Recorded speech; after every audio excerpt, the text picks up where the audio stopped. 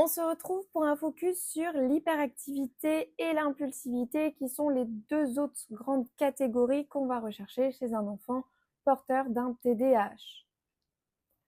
Alors, l'hyperactivité, elle correspond à une agitation motrice et ou intellectuelle excessive de jour comme de nuit. Attention, on ne confond pas agitation et hyperactivité. En effet, un enfant a besoin de bouger et donc l'agitation est un comportement tout à fait normal. Voilà, les enfants, ça bouge. Ça a besoin de se dépenser.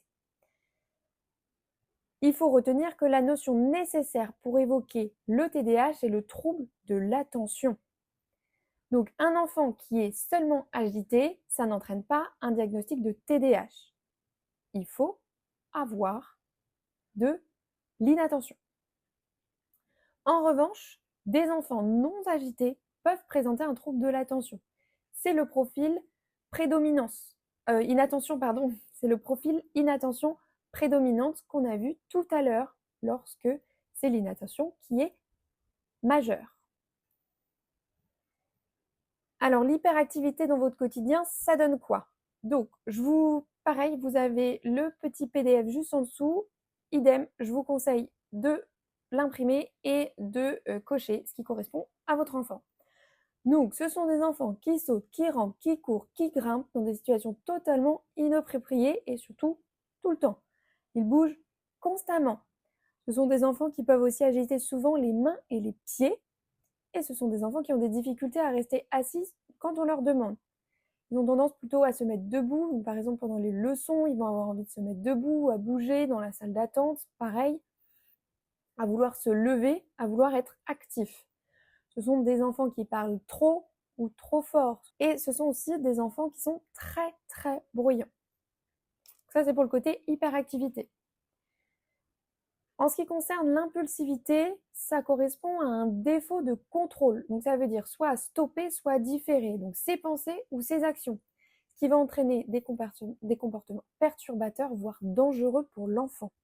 Encore une fois, vous avez le PDF juste en dessous. Et donc dans le quotidien, c'est des enfants qui éprouvent des difficultés à attendre ou montrent de l'impatience. Donc quand il faut faire la queue, attendre son tour, c'est compliqué. Ce sont des enfants qui répondent rapidement à des situations sans attendre la fin de la consigne, ce qui peut entraîner des mauvaises réponses. Ce sont des enfants qui exécutent rapidement les tâches au détriment de la qualité. On fait la rapidité plutôt que la qualité. Ce sont des enfants qui interrompent souvent les conversations des autres et s'imposent dans des activités sans y avoir été invités.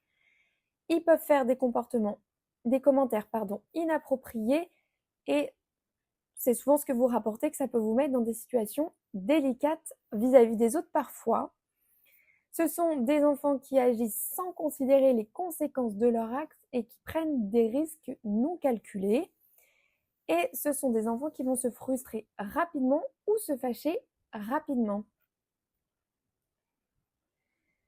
Alors voici quelques stratégies que vous pouvez mettre dans le quotidien. Le premier, c'est d'utiliser des fidgets. Donc ce sont des petits objets qui permettent en fait d'avoir une activité motrice.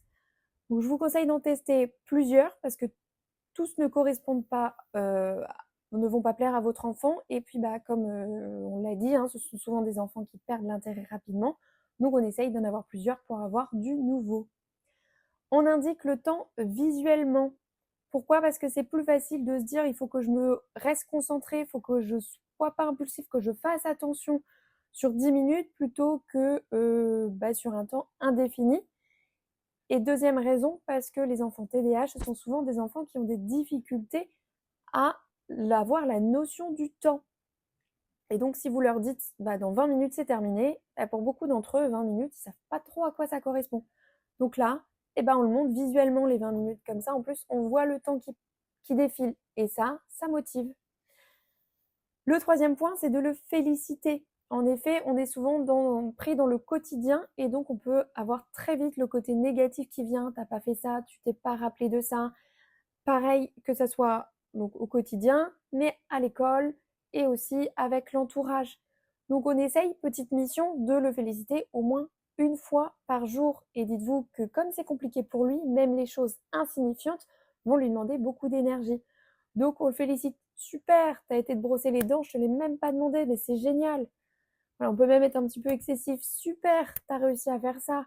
Super, tu as sorti le cahier de maths, je te l'ai pas demandé. Super, on a fait les leçons, mais ultra rapidement ce soir. Vous voyez, on félicite, on félicite, on félicite. Ça va lui donner envie de recommencer. Et la quatrième stratégie que je vous propose, c'est de lui donner des temps pour se dépenser. En effet, l'hyperactivité signifie avec agitation excessive, donc avec énergie importante. Donc, on lui propose des situations pour se défouler. Ça peut être des pauses actives entre les leçons. Par exemple, vous lui avez mis sur le chronomètre visuel, vous lui avez mis 10 minutes, eh bien on lui propose 5 minutes où il peut courir dehors, où il peut taper des pieds, danser, voilà, bouger comme il veut. Vous pouvez le faire ensemble, ça vous fait un petit moment en plus ensemble, et après on s'y remet. Ça peut être donc voilà des petites pauses actives comme ça. Ça peut être aussi juste à la sortie de l'école, si vous avez un parc pas très loin par exemple, vous lui donnez du temps par là. Bon, c'est pas indéfini, on évite la frustration, donc on lui propose aussi un temps. Pendant 10 minutes, on est là, pendant une demi-heure, ça lui permet de se défouler. Et après, on retourne aux leçons. Voilà, des petits moments comme ça qui peuvent lui permettre de savoir qu'à ce moment-là, il peut se défouler. Donc tout ce qui est activité sportive, tout ça, on essaye un maximum. Voilà pour les stratégies et pour les points sur l'impulsivité et l'hyperactivité. Surtout si vous avez des questions, n'hésitez pas et on se retrouve pour d'autres vidéos tout de suite.